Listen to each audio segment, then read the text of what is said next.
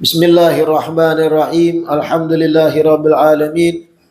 Wassalatu wassalam ala sayyidil mursalin wa imamil muttaqin sayyidina wa maulana Muhammadin wa ala alihi wa sahbihi ajmain. Alhamdulillah, segala puji kembali dan selalu terhatur kehadirat Allah yang masih memanjangkan umur, melimpahkan kesehatan, keafiatan pada kita seberataan, sehingga diperjumpakan lagi di majelis ilmu yang kita selalu berharap mudah-mudahan membawa kita pada kebaikan-kebaikan dunia dan akhirat. Amin ya rabbal alamin. Wa yanbaghi al-isra'u bil mayyiti wa ta'jiluhu ila qabrih.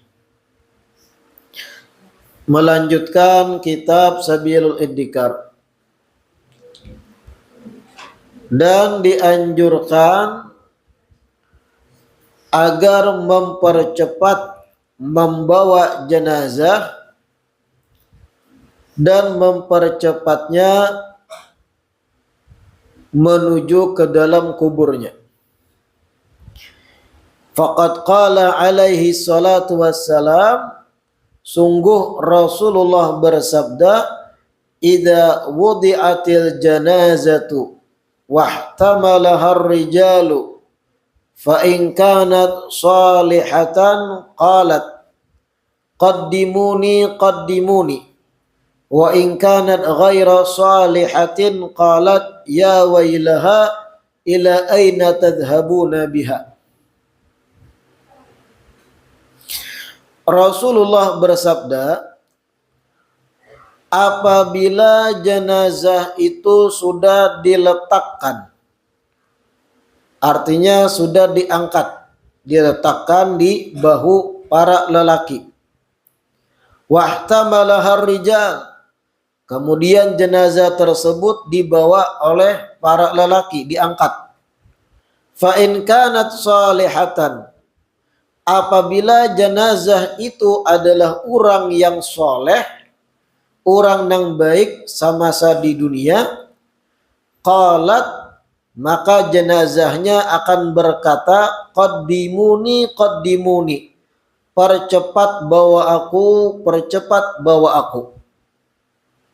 Wa in kanat ghaira salihatin qalat, apabila jenazahnya adalah orang yang jahat ketika di dunia, orang yang banyak maksiat dan memperbuat dosa di dunia, maka jenazah yang diangkat tersebut akan berkata, ya wailaha ila aina tadhhabuna biha, celakalah dirinya atau celakalah jenazah ini, kamana babuhan ikam membawanya. Wa qala alaihi salatu wassalam, dan Nabi bersabda di hadits lain, asri'u bil janazati, percepatlah membawa jenazah. Fa in takun salihatan fa khairun tuqaddimunaha ilaih, apabila jenazahnya itu jenazah baik, maka ketika kalian mempercepatnya, artinya mempercepat proses fardu kifayahnya sampai dikubur, fa khairun, maka itu baik, Nabi. Wa in takun siwa dzalik fa syarrun tad'unahu an riqabikum, dan apabila jenazahnya jenazah orang jahat, pendosa, maka itu seburuk-buruknya sesuatu yang kalian andak di pundak kalian ketika dibawa. Nah, jadi berdasarkan riwayat-riwayat ini di dalam fikih, ketika seseorang sudah diyakini meninggal dunia, ada jenazah kita yakin sudah mati, meninggal, disunnahkan agar dipercepat proses-proses fardu kifayahnya.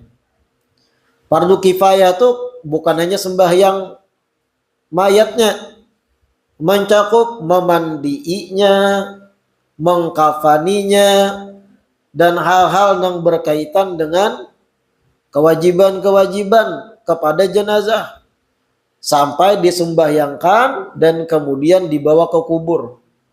Itu ketika mayat sudah jelas matinya, sunnah dipercepat.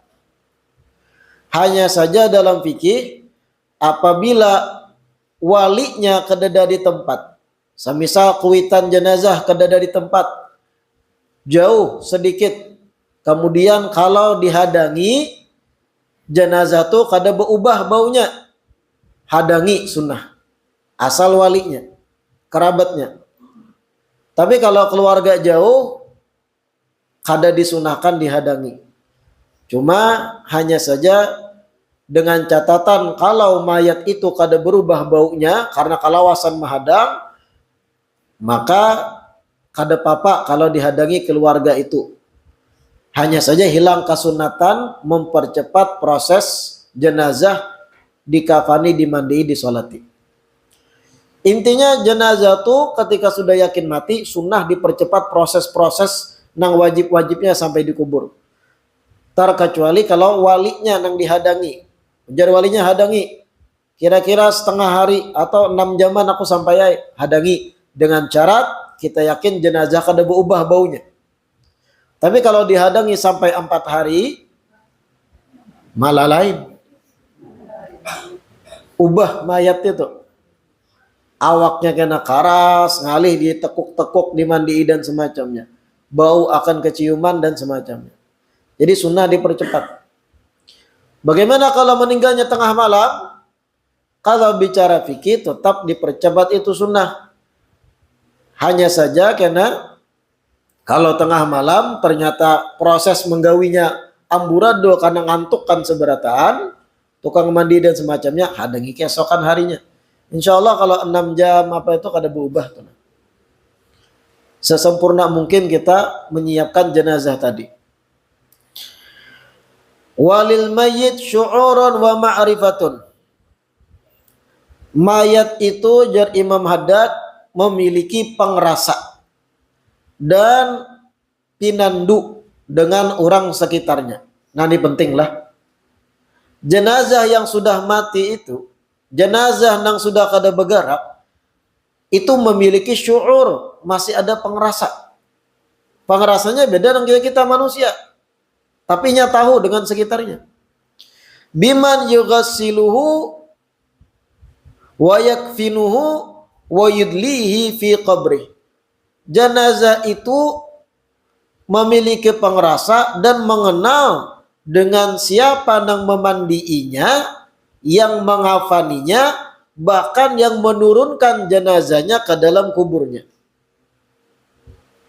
Jadi mayat itu meskipun digulung kafan, inya tahu siapa yang mengangkat inya, tahu. Artinya merasa pinandu dengan apa yang di sekitarnya. Jadi jangan dikira ketika meninggal selesai sudah. Dihulut-hulut tak ada tahunya kayak itu. Nah kayak wah ini kan banyak viral tuh di medsos. Mayat meninggal, keluarga mayat berselfian. Ini terakhir kita berfoto lawan sidin ya berselfian. Malah lain dengan kayak itu. Orang banyak bacaan kirimi inya malah berselfie. Diserungi Yasin nggak bisa membaca. Nah itu salah. Jenazah meninggal kemudian dimalamkan karena esok rencana disembayangkan kemudian dikubur, diguringi oleh keluarganya di sekitar, tahunya dengan siapa paparak jenazah itu. Mayat itu tahu dengan siapa yang ada sekitarnya. Nah ini yang dimaksud lil mayyit syu'ur wa ma'rifah. Biman yughassiluhu, inya tahu siapa yang memandiinya. Wa yakfinuhu, yang mengafaninya inya tahu. Wa yudlihi bi qabri, dan yang mengangkat jenazahnya, menurunkan ke liang lahat jenazah itu tahu. Wa qad warada anna ruhahu biyadi malak yakifu biha bil qurbi minhu. Diriwayatkan bahwasanya roh seorang mayat itu berada di tangan malaikat, yang mana ia berdiri berdekatan dengannya. Jadi ketika mayat itu meninggal, roh dari mayat itu ada melihat apa yang di sekitarnya dan diikuti oleh malaikat. Rohnya tahu. Wa yamshi biha ma'a janazatihi. Kemudian roh tadi dibawa juga ketika jenazah itu dibawa kemana? Jenazahnya dipindah dari kamar menuju ruang tengah. Itu rohnya tuh mengumpati dan melihat proses itu. Kita benar yang hidup kada tahu. Wa annahu yasma ma yuthna bihi alaihi min khairin aw syarr. Dan sesungguhnya roh itu mendengar pujian-pujian yang dilayangkan kepada inya ataupun sasambatan yang buruk terhadap inya. Jenazah nih di tengah rumah, bertutup kapan, bertutup kain. Rohnya sendiri tuh ada di situ melihat orang-orang sekitar. Ketika kita memandir nang baik, ini jenazah orang baik, ini jenazahnya ahli sholawat, dikir, ahli majlis. Rohnya tuh mendengar pujian-pujian orang sekitar. Ketika orang sekitar memandir kada baik, ini jenazah banyak hutang kada terbayari, bisa mengeridit, membayari kada, menyambati, mendengar roh itu. Orang nih bahari jar, nang kada baik dipandirakan. Ini kada bagus pang, bukan berarti menyuruh kita. Orang nih bahari menjatuh durian pun orang kada bepada, mendengar jenazah. Hanya saja ingat akan udhkuru mahasina mautakum. Ujar Nabi, ketika ada mayat meninggal, kita diperintah untuk menyebut-nyebut kebaikan-kebaikannya. Jangan menyebut keburukan-keburukannya. Fa idza wudi'al mayyitu fi qabrihi famina mustahab an yaqula alladhi yada'uhu fi bismillah wa ala millati rasulillah. Ketika mayat itu diletakkan dalam kuburnya, dalam liang lahat, maka disunahkan orang yang meletakkan mayat di dalam kubur itu disunahkan berucap bismillah wa ala millati rasulillah. Nah, jadi jangan sembarang andak. Ada bacaannya yang disunahkan. Bismillah wa ala millati rasulillah. Wa an yahdwa man yatnu minal qabri thalatha hathayat. Disunahkan bagi orang yang berdiri dengan dekat atau parak kubur tadi itu, disunahkan orang yang berdiri parak lubang kubur itu agar menabur 3 kali taburan tanah. Jadi pian kacak beberapa pasir atau tanah 3 kali pian taburi itu sunnah. Kada usah banyak, hatayat halus saja.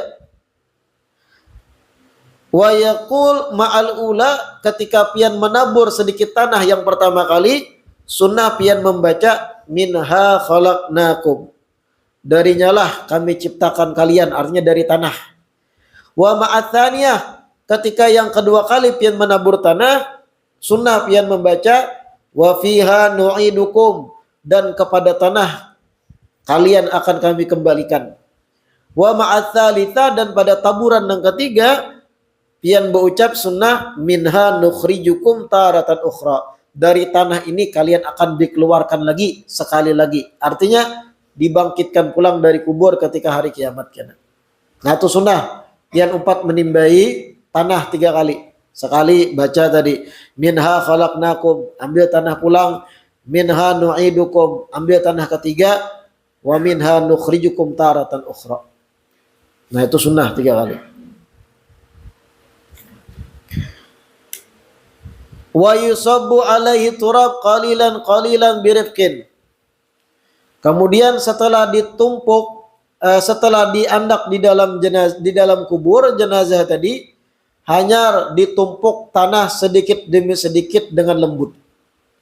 Nah, ketika menumpuk tanah kepada jenazah di kubur, menutupi lubangnya basah tuh, birifkin, dengan lembut disunahkan, jangan kasar, jangan dagup, jangan, lembut. Karena merasa tadi jenazah tuh. Fa'idha suwiya alaihi turab, apabila tanah sudah menutup rata, tertutup, tertambal dah lubang itu, fayambagi an yamkutha indahul hadirun sa'atan, dianjurkan agar orang-orang yang hadir proses pemakaman berdiam beberapa saat di sekitar kubur tadi. Artinya setelah tuntung menanam, jangan langsung bubar. Ini kita Ahlus Sunnah wal Jamaah aswaja. Jangan langsung bubar ketika sudah tuntung tanah tuh rapat. Kita berdiam sesaat, ya beberapa menit. Yatlunal Quran, kita baca Quran. Wa yastaghfiruna lil mayyit, kita istighfar, minta ampun gesan jenazah, gesan mayat. Wa yad'una lahu bitathbit, dan kita mendoakan agar mayat tadi mampu menjawab dengan tegas pertanyaan-pertanyaan malaikat.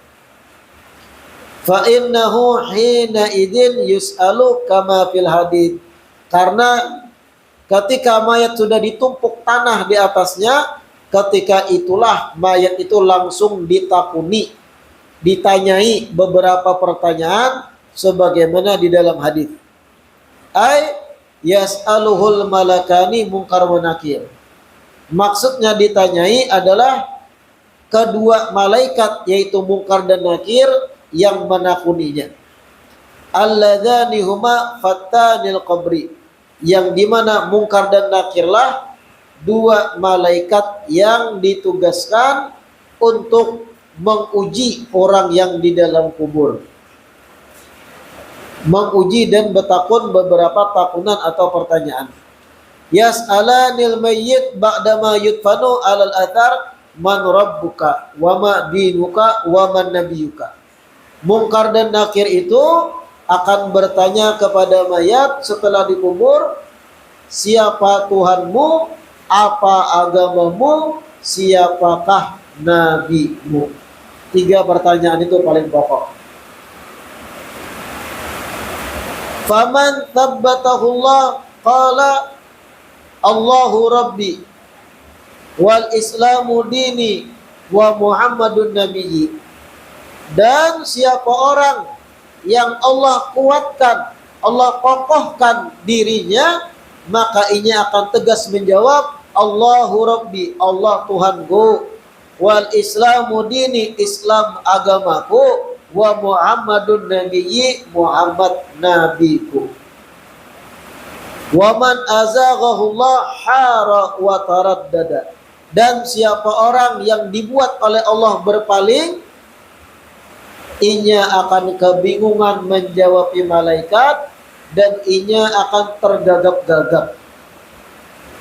Ala wifki makana alaihi fid dunya, sesuai dengan bagaimana inya ketika di dunia. Minasyak wa zaik wal idha'ati li amrillah, daripada keraguan-raguannya atau keberpalingannya, atau inya menelantarkan akan perintah Allah ketika di dunia. Wartikab maharimihi, dan ketika mana inya menggawi hal yang diharamkan. Jadi jar Imam Haddad, jawaban mayat di kubur itu sesuai keadaan inya di dunia. Amun inya di dunia itu orang nang istiqamah, soleh, solehah, baik, jauh dari maksiat, imannya kada guyang, maka ketika dikubur ditakuni pertanyaan-pertanyaan oleh mungkar nakir, inya akan kuat dan kokoh menjawab dengan tegas dan bujur jawabannya. Tapi siapa orang yang ketika di dunia inya ada syak, keraguan lawan Allah Ta'ala, ragu kebenaran Nabi Muhammad, ketika di dunia imannya tuh guyang, bujur juaka dunia ini ciptaan Tuhan, ciptaan Allah, bujur juaka Nabi Muhammad tuh utusan Tuhan, bujur juaka Al-Quran tuh firman Allah, ada keraguan terus, kada pernah hatinya kokoh dalam keimanan, atau pernah berpaling dari iman ketika di dunia, berpaling, berbulik pulang beriman, berpaling pulang, atau kebanyakan idha'ah, menelantarkan perintah Allah, atau wartikab maharimih, kebanyakan menggawi hal yang diharamkan. Orang semacam ini ketika dikubur kada mampu menjawab pertanyaan mungkar dan nakir dengan jawaban yang bujur dan tegas. Ragu-ragu dan inya akan tegagap-gagap menjawab. Na'udzubillah min. Fayaqulu la adri. Maka orang yang semacam tadi yang imannya lemah, ragu-ragu lawan Allah Ta'ala, menelantarkan perintah, menggawi yang haram. Ketika ditakuni man rabbuka wa man nabiyuka wa ma dinuka, inya akan menjawab la adri, aku kada tahu.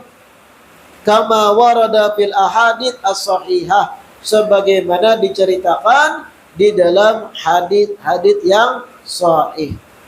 Fa inda dzalika yadribanihi wa yadhiqu alaihi qabruhu wa yumla'u alaihi adaban. Ketika si mayat kada mampu menjawab, disitulah kedua malaikat akan menyiksanya, memukulinya, dan kuburnya akan menyempit, menghimpit, menggapit inya, dan kuburnya akan diisi penuh dengan siksa-siksa dan adab. Na'udzubillah min. Jadi jawaban kita di kubur tergantung bagaimana keadaan ketika kita wagas hidup di dunia. Jangan berpikir pian, aku ini kawai menjawab nyaman, hafal dah aku jar. Ditakuni siapa Tuhan? Allah. Siapa nabiku? Nabi Muhammad. Apa agamaku? Islam.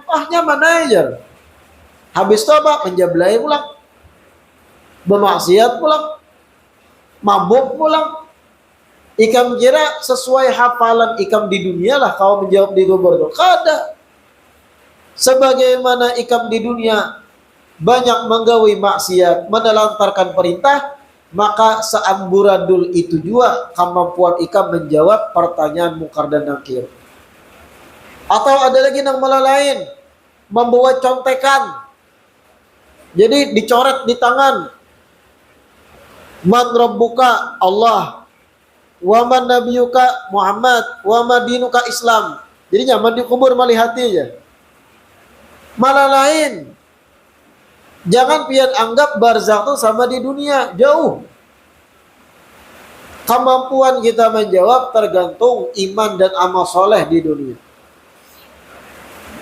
Wa amma mu'min al-mutabbat, adapun seorang yang beriman, yang dikuatkan, yang dikokohkan, al-mustaqim alal iman wa ta'ah fi hayatih, orang yang istiqamah dengan iman dan ketaatan ketika hidup, fa innahuma yubashiranihi wa yuwassa'alahu fi qabri.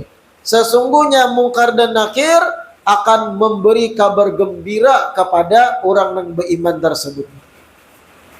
Wa yuwassa'alahu fi qabri, dan kuburnya akan terasa lapang orang yang beriman beramal soleh itu. Wa yumla alaihi nuran wa na'iman, dan kuburnya akan diisi penuh dengan cahaya dan nikmat-nikmat. Wa tuhitu bihi a'maluhu as-salihah, dan inya hamba yang mukmin akan dikelilingi oleh amal-amal solehnya ketika di dunia. Sedekahnya akan mengelilingi inya, sembahyang tahajudnya, sembahyang duhanya, zikirnya, istighfarnya, sholawatnya, membantu orangnya, amal solehnya itu akan mengelilingi si mayat dalam kuburnya. Minas sholah, dari salatnya, wasadaqah, sedekahnya, wasiyam, puasanya, wa qiraatul Quran, dan membaca Al-Qur'annya, wa dzikrillahi ta'ala, dan dzikirnya kepada Allah. Fayadfa'na anhu ma yaqsiduhu minal makhawif wal ahwal, dan amal-amal solehnya tadilah yang akan menjadi benteng untuk mencegah datangnya rasa takut dan adab-adab bagi orang yang dikubur tersebut, orang beriman tadi. Jadi kalau kita di dunia nih orang yang beriman, imannya kuat, istiqamah, amal solehnya hibah, bagus, hati bersih, zikir, sholawat rutin. Ketika kita meninggal, amal soleh kita tuh yang menjadi tameng. amal soleh kita nang menghalangi siksa adab dan hal-hal yang ngeri lainnya dalam kubur. Kubur kita terasa lapang, mungkar dan nakir pun akan datang membawa kabar gembira. Ini nang beriman. Tapi sebaliknya nang di dunianya kada karuhoi, maksiat kada baampihan, mabuk menjadi rutinitas amaliyah, pamandiran menyambati orang tarus, pamuntungan rigat, maka keadaan di kubur akan dihimpit, digapit, dan kada mampu menjawab pertanyaan mungkar dan nakir. Na'udzubillah min dzalik. Wa qala alaihi salatu wassalam, Nabi bersabda, al-qabru imma raudatun min riyadil jannah wa imma hufratun min hufarin nar. Ujar Nabi, kubur itu antara dua. Bisa jadi taman dari taman-taman sorga, bisa jadi jurang atau lubang daripada lubang-lubang neraka. Jadi kubur tuh antar dua aja, siapapun. Amun orangnya beriman, jadi taman sorga, nyaman di kubur. Amun inya orang nang maksiat, apalagi orang nang kada beriman, kuburnya menjadi apa? Menjadi hufrah, lubang dari sekian banyak lubang neraka. Wa qala alaihi salatu wassalam, dan Nabi bersabda, ma ra'aitu manzaran illa wal qabru afda'u minhu. Ujar Nabi, tidak pernah aku melihat satu pemandangan pun mengecualikan kubur itu yang lebih menakutkan. Maksud Rasulullah, sepanjang aku melihat apapun di dunia, kadada yang lebih menakutkan daripada lubang kubur.